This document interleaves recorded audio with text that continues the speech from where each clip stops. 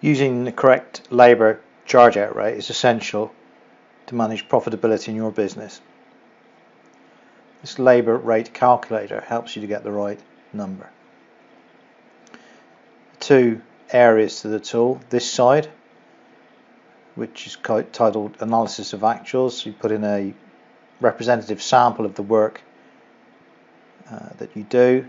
Could be a whole year's worth, could be a few months worth, but it needs to be a representative sample. That produces ratios which are then used in this part of the model, which is where you budget, and at the bottom of the budget area produces your target labour charge out rate. So let's work through an example. You can have up to one or two product lines. This example, just using one product line called projects. We're going to say take a sample of 20. And they've got a total invoice value of £240,000.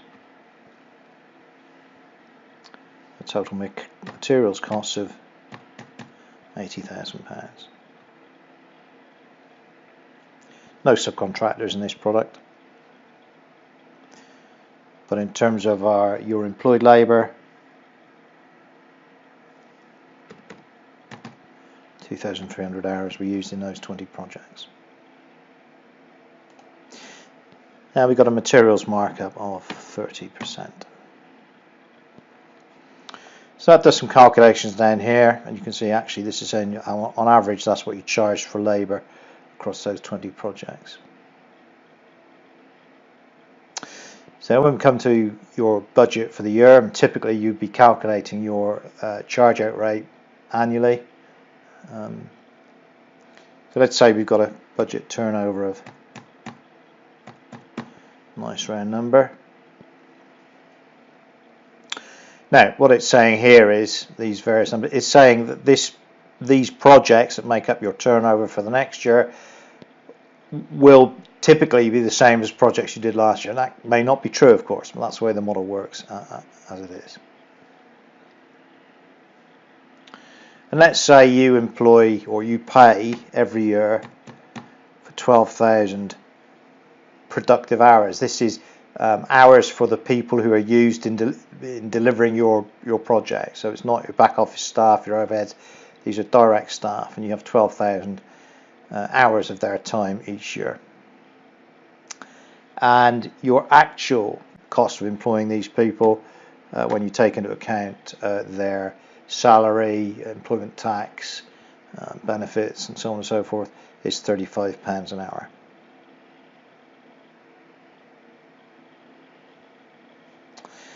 A couple of fields we're not going to use here. This is if you have different, so two products, you could have specific overheads for those product lines. So you could have a department for each of these products, or you could have, I don't know, a factory for this and a fleet of vans for this. So these are product specific overheads. We're going to pass on that in this particular model because you've only got one product line. So we can put in here,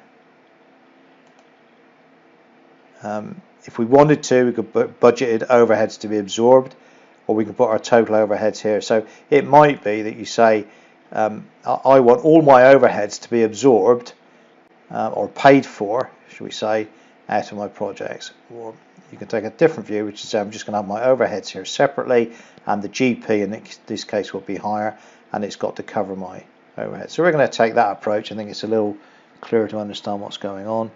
So I'm going to say that the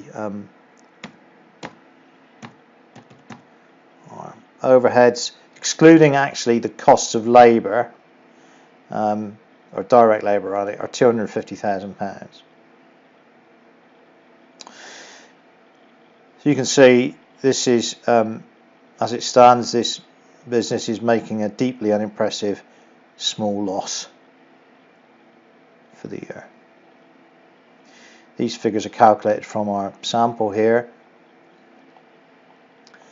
If we look down the bottom here, we've got a couple of other entries you can make. This is the target net profit. So you can say, well, actually, if I leave it as it is, I'm going to make a small loss. But actually, I'm not happy about that. I want to make, well, a significant profit. So I'm going to assign up, this is additional net profit I want to make, and because I've only got one product line, 100% of that is going to have to come for this product line. If you had two product lines in use, you can actually split the profit challenge, if you like, between those two product lines. But in this case, this product line has to carry 100% of this new target profit. Okay, so we're kind of ignoring this and saying, no, I'm going to override that with this number here, and this tells us what in fact the impact would need to be on our charge out per hour. So this charge per hour here gives us this small loss. This charge out here, which is sort of 11 quid more, gives us our target net profit. Okay, that's it.